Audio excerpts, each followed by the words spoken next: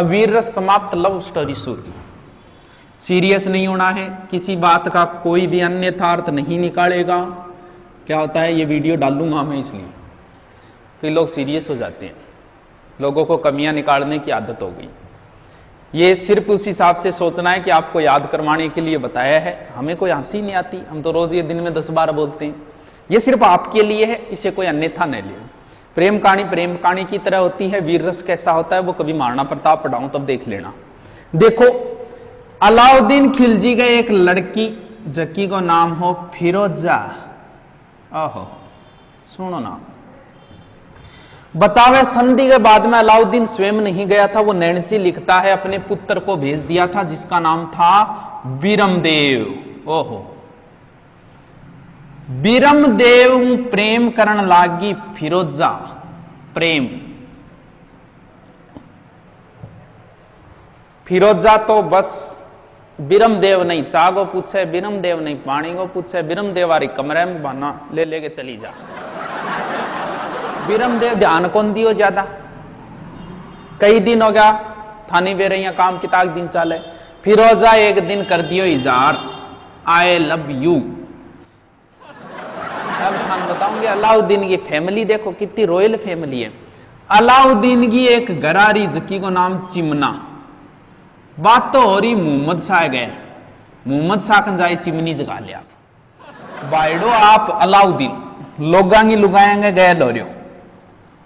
अठ है रतन सिंह की घरारी गए लो रहे हो, पद्मनी। देखो रॉयल फैमिली। अलाउद्दीन की छोरी आप आ बीरमदेव के गए लो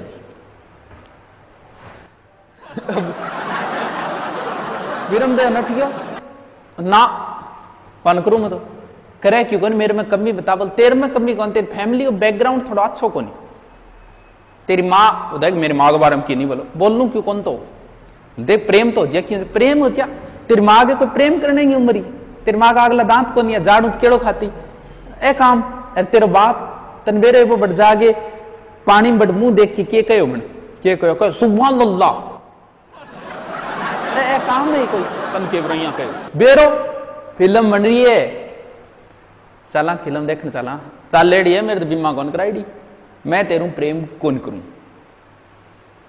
फिरोजा जागे रोई पापा आ गए, तो पापा मैं तो ब्याह करूंगी नहीं तो बिरमदेव सा गई करूंगी, नहीं कौन करूं। मान देखो अच्छी ब्यादी मंडी रहा बेटी इसी निकल गई, गरारी तो इंज की बुलायो बिरमदेव ना, आप भी बिरमदेव के स्वाज है, स्वाज की ऐसा मैं तो थारा ठायडा पापा भेज दिया आ गया, बाकी आप नो कोई स्वांच को नहीं। रात रात को तन मौको है सोच के विचार के आराम सुबह जवाब दे दी। जवाब भी पॉजिटिव ही देना है, नेगेटिव कौन देना है, यानी दो ही चीजें हैं, दोनों चीजों में, यानी तेरे गले के लिए हार चाहिए तलवार चाहिए, दोनों में चॉइस करके सुबह बता देना जा। बिरमदेव रात ने सोचो अच्छी ब्यादी मंडी रहे वो क्या गो प्रेम, अब के करा। बिरमदेव रातों रात फरार, जालोर आ गया आपके पापा कन कानड़ देख। फिरोजा गई दिन के बाजी बाजी, जानू के नीचे तकियो गल गया, जानू गायब, बहुत धोखे दिए, नजरों से दूर जा निकला, हमने जिसे प्यार किया वो तो बेवफा निकला, और चालियो अलाउद्दीन ने पतो। अब बतावे नैणसी कुछ तोड़ मरोड़ जिया बतावे कि फिरोजा गए ली आगी, 7 समुंदर पार में तेरे पीछे पीछे आई। कानड़ दे दरबार में आ गए, वो राजा जी न्याय करो मेरे सगे है, तो पृथ्वीराज चौहान का मैं सजू न्यायशील राजा हो, न्याय करो। बोल बेटी की बात है, पूरो आदर सत्कार दियो। बोले मैं इल्लू इल्लू करूं, क्यों थारे छोरो हूं, ब्याह कराओ मन तो।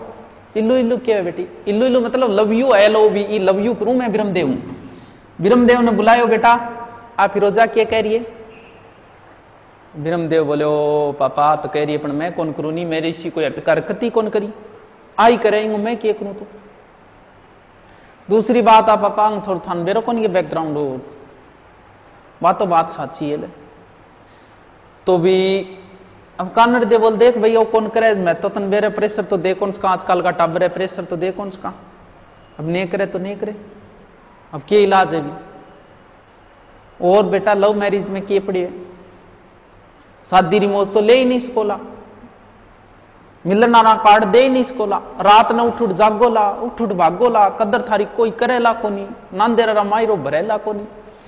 आहो ई वास्ते दुनिया रो कायदो है, समाज रे लड़के सागे ब्याह करने में फायदो है, कोई बढ़िया समाज को लड़को देखे। अरे भाई बीरम दे तू क्यों कौन करे भी, फिर हो जाऊं क्या करूं पापा, तो मैं तो समाज में ही ब्याह करूंगा, दो खून नांगो है, दो खून मिल जाओ, कोई तीसरो कोई बेरो कोई किसी एग्जाम है, आप समाज में ब्याह करांगे, इन्हीं राय थे आई दो। लेकिन कौन मानी फिरोजा वापस आ गई, बोल प्राप्त करूंगी तो बिरमदेव नहीं करूंगी।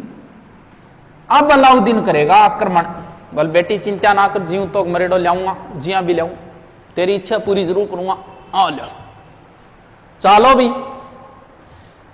अलाउद्दीन बोले कोई बढ़िया सो आदमी ढूंढो, कोई कमाल गो आदमी, और कमाल गो आदमी है कमालुद्दीन गुर्ग। कमालुद्दीन गुर्ग के नेतृत्व में सेना भेजी। सबसे पहले किस दुर्ग पे आक्रमण होगा? सिवाना दुर्ग पे। सिवाना दुर्ग का सेनापति था शीतल देव। कई दिनों तक जबरदस्त युद्ध हुआ वहां, यहां बताते हैं, फिर अलाउद्दीन स्वयं ही आ गया था। शीतल देव का एक सेनापति था बावले, बावड़ो, और बावले कोई गद्दारी कर दी। यहां 2 जुलाई 1308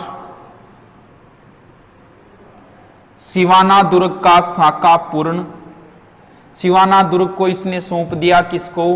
कमालुद्दीन गुर्ग को। ध्यान रखना अलाउद्दीन राजस्थान में 3 नाम चेंज करेगा। कौन कौन सा? रणथंबोर का नहीं करेगा, यह उलूग खां को सौंप देगा। यह है चित्तौड़गढ़।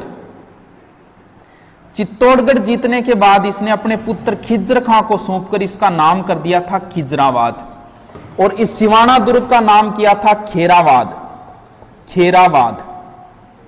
और जालोर वाले में कोई समस्या नहीं है, बाद में पता जालोर का जैसे जालोर जैसे जय लालाबाद। समस्या यहां होती है जब वो इनको पूछता है। देखो और तो कोई तरीका नहीं है, 2 तरीके हैं, आप जैसे याद रखो, आपकी मर्जी। खी मात्रा ई की है, चित्तौड़गढ़ दुर्ग का नाम खिजराबाद किया, इसमें भी ई की मात्रा, इसमें भी ई की मात्रा। ऊपर वाले दुर्ग, ऊपर देखो मात्रा लगी खेराबाद, सिवाना दुर्ग तो ऊपर रह गया, ऊपर वाले का नाम खेर, लेकिन ये ठीक रहेगा, ई की मात्रा, ई की मात्रा। चित्तौड़गढ़ दुर्ग का नाम खिजराबाद, इसका खैराबाद, इसका जलालाबाद। अब आगे बढ़ा और भाई साहब घेर लिया किस दुर्ग को? जालोर दुर्ग को। हसम निजामी लिखता है कि जालोर दुर्ग के आज तक कोई दरवाजा नहीं खोल पाया। यह दुर्ग बहुत महत्वपूर्ण, सिवाना दुर्ग बहुत इंपॉर्टेंट दुर्ग है, सिवाना दुर्ग भी। ये मारवाड़ राजाओं के जब भी कोई समस्या आती थी वो सिवाना दुर्ग आ जाते थे। जैसे मेवाड़ वालों के जब भी कोई संकट आता था वो कुंभलगढ़ चले जाते थे, क्योंकि कुंभलगढ़ दुर्ग भी अजय दुर्ग है, जो इतिहास में सिर्फ 1578 में एक बार जीता गया था, शाहबाज खां के समय, महाराणा प्रताप के समय। ये मारवाड़ राजाओं की संकट, यहां जयनारायण व्यास को बंदी भी बनाया गया था सिवाना दुर्ग। यहां अगर बात करें ना तो मालदेव भी आया था, चंद्रसेन भी आया था। ये मारवाड़ राजाओं की संकट का शरण सिवाना दुर्ग। फिर आ गया जालोर दुर्ग। जालोर दुर्ग को, जालोर दुर्ग के दरवाजे से प्रवेश कोई कर ही नहीं पाया आज तक। अब क्या होता था, दुर्ग जो होता था ना, दुर्ग के नीचे एक सुरंग होती थी। वो सुरंग 8, 10, 12 किलोमीटर दूर खुलती थी। जब भी कोई संकट आता था तो राजा अपने परिवार सहित उस दुर्ग के अंदर से निकल जाते थे। उस सुरंग का एक कहावत है, क्या कभी सुनी है तो आपने? राय का भाव राता ही गया, वह कहावत जालोर दुर्ग के बारे में। गेट से तो प्रवेश कर ही नहीं सकते। बताते हैं वो आक्रमण तो सही डेट नहीं आती किसके समय था, ये बता देता हूं कहावत क्या है। राई की एक विशेषता होती है, अगर राई को आपने ऐसे फेंक दिया तो जहां सुरंग होगी वहां राई रातों रात उग जाती है। बताते हैं इस दुर्ग को घेर लिया था, अब सुरंग का पता लगाना जरूरी। तब राजा ने ऑर्डर दे दिया था कि जिस भी भाव से मिल रही है राई ले आओ। राई ले आया, अच्छा महंगे भाव राई बिकी। रात ने सुबह एक भाईडो मेरे को 8 से टट्टू गयो, बोल भाई जी रात राई बिकी, राई का भाव राता ही गया। तो वो कहावत भी जालोर दुर्ग के बारे, इसके दरवाजे से प्रवेश नहीं कर सकते, इसका मतलब इसकी सुरंग का पता लगाना पड़ेगा आपको। कान्नड़ दे का एक सेनापति दैया बिका, दैया बिका को लालच दिया पैसे का, और दैया बिका ने दुर्ग की गुप्त सुरंग बता दी। शाम को दैया बीका गया घरवाड़ी के पास, बोले आज मैं तो आ काम करियो, हर मर्जी से आना, मारे बेलन को दैया भी कंसल्ट आती।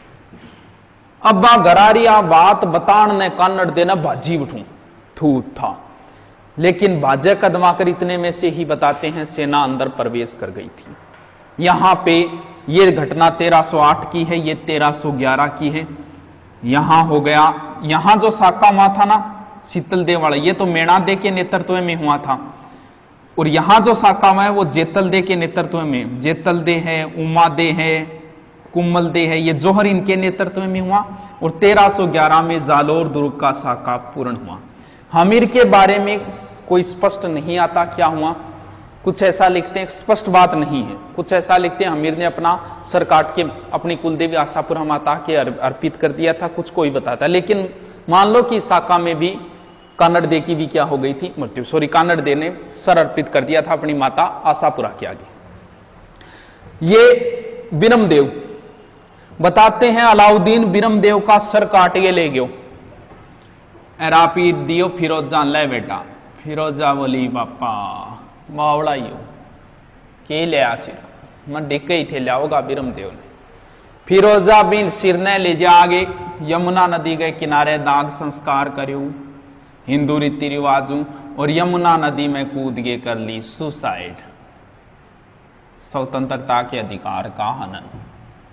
ये लो जी प्रेम कहानी समाप्त। मनोज नैन्सी कहते हैं कि उस दरबार में कानड़ देव की जगह उसका बेटा वीरमदेव सोनग्रा गया था, और वीरमदेव सोनग्रा वहां अलाउद्दीन खिलजी के दरबार में जाता है, उस दरबार के अंदर रहता है।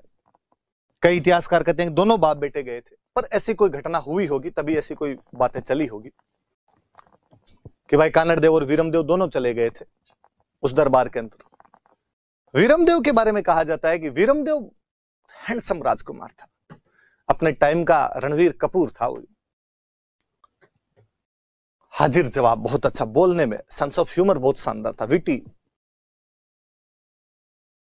पर कहते हैं कि वीरमदेव जो था, वीरमदेव के बाल नहीं थे, शरीर पर जो बाल होते हैं ये वीरमदेव के शरीर पर नहीं थे। आजकल तो लड़के भी बाल वाल साफ करवा लेते हो, सलमान खान की मूवी देख के कि शर्ट उतारना पड़े तो बाल नहीं दिखे, वरना किसी समय में बाल मर्दानगी की निशानी माने जाते थे। वीरमदेव के ये बाल नहीं थे शरीर पर इतने। एक दिन अलाउद्दीन खिलजी ने मजाक मजाक के अंदर कहा कि राजकुमार वीरमदेव, जब भगवान बाल बांट रहा था तुम कहां रह गए थे? तुम्हारे पास बाल कैसे नहीं है? तुम्हारे शरीर पर बाल कैसे नहीं है? वीरमदेव बड़ा हाजिर जवाब था। हालांकि उसकी इस बात को, अलाउद्दीन की इस बात को सुन के दरबार सब हंसने लग गया, यार वीरमदेव में कमी है, एकदम गोरा चिट्टा सा वैसा दिखता है, बाल है ही नहीं इसके शरीर पर। वीरमदेव हाजिर जवाब था। वीरमदेव ने वापस जवाब दिया कि सुल्तान आपकी बात सही है कि भगवान जब बाल बांट रहा था मैं वहां जा नहीं सका, क्योंकि जिस जगह पे बुद्धि बंट रही थी वहां पर मैं 2 बार चला गया था, इसलिए मुझे टाइम उधर लग गया। इसलिए जब मैं बाल वाले स्टॉल पर पहुंचा तो मुझे पता चला कि बाल खत्म हो गए, क्योंकि उस स्टॉल पर आप 2 बार चले गए थे। अलाउद्दीन खिलजी के शरीर पर खूब सारे बाल थे। वीरमदेव अपने उस हाजिर जवाब के आंसर के द्वारा यह साबित करना चाहता था कि मेरे में बुद्धि डबल है, आप बुद्धि से 0 हो,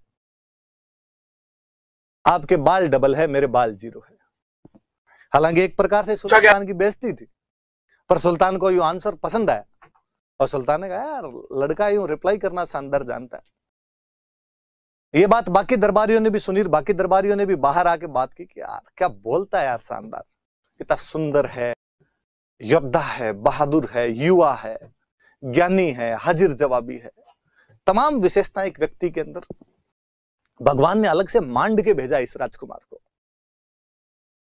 कहा जाता है कि खबरें धीरे धीरे अलाउद्दीन खिलजी की एक राजकुमारी फिरोजा तक पहुंची।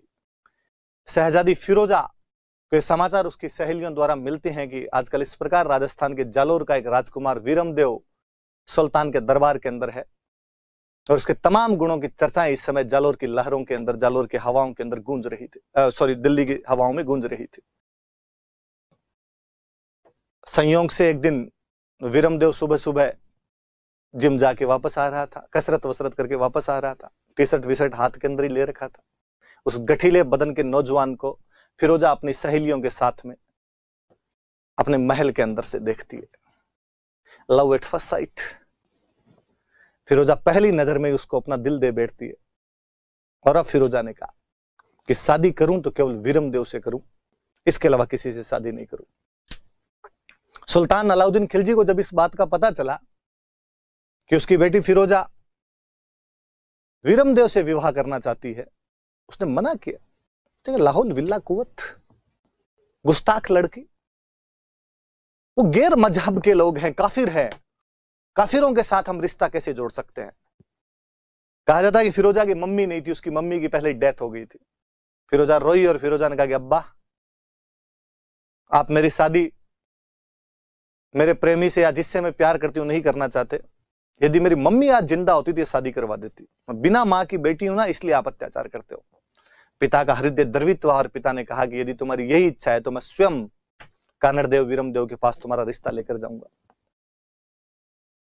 सुल्तान गया और सुल्तान ने जाकर कहा कानड़देव वीरमदेव को कि मेरी बेटी फिरोजा वीरमदेव से विवाह करना चाहती है, प्यार करती है। पर वो दोनों इस बात के लिए तैयार नहीं थे। कानड़देव नहीं चाहता था कि मेरे बेटे के साथ में वीरमदेव की शादी हो, न वीरमदेव चाहता था कि फिरोजा के साथ उसकी शादी। वो विधर्मियों के साथ में विवाह नहीं करना चाहते थे। पर यदि वहां दिल्ली में सुल्तान को मना कर दिया जाए कि हम शादी नहीं करेंगे, तो सुल्तान शाम से पहले पहले पकोड़े बना खा जाए आपके। तो उन दोनों ने इस बार कूटनीति का प्रयोग किया और उन्होंने कहा, अरे इतनी बड़ी बात करी सुल्तान आपने। कहा आप पूरे दिल्ली के सुल्तान, पूरे भारत पर अधिकार करने वाले, कहा हम जालोर के राजा। आप यार अपने बराबर का कोई बादशाह सुल्तान देखो, नवाब देखो, उसमें शादी करो यार, हमें कहां शादी कर रहे हो। हमारे तो इतने पैसे वैसे ही नहीं है, हमारे पास तो गरीब लोग हैं, हम तो एकदम राजस्थान के। और अलाउद्दीन ने कहा इसमें अमीरी गरीबी वाली कहां बात है, लड़का अच्छा होना चाहिए, लड़का योग्य है। राजस्थान और पॉलिटी दोनों के टेस्ट दिए हैं इसने, नंबर भी अच्छे आ रहे हैं, इसके रैंक आ रही है। भले ऐप में रैंक नहीं आती हो, पर हमने अंदरूनी पता लगाया है कि इसके एकदम अच्छे परसेंटेज वगैरह आ रहे हैं। लाइव क्लास भी सारी लेता है ये एकदम।